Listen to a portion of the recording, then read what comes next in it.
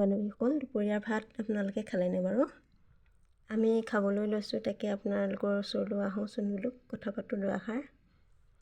কি বনালোঁ তাকে কওঁ। ভাত, চালাড বনালোঁ, বন্ধাকবি, মটৰ, আলু এনেকৈ এখন ভাজিলোঁ। তাৰপিছত মাছৰ তৰকাৰীখন টেঙাকৈ বনাইছোঁ আজি। মাছৰ তৰকাৰীখননো কেনেকৈ বনালোঁ তাকে আপোনালোকৰ আগত কওঁ ৰেচিপিটো। মাছখিনি ফ্ৰাই কৰি থৈ ল'লোঁ।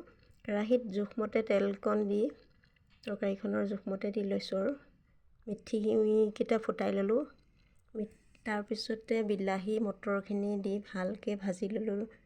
ভজা হোৱাৰ পিছত বইল আলু কেইপিচ ভালকৈ ভাঙি পেলাই দি অকণমান দেৰি ভজাৰ পিছত আৰু পানী অকণমান দি নিমখ হালধি দি আৰু মাছ কেইপিচ দি উতলিব দিলোঁ।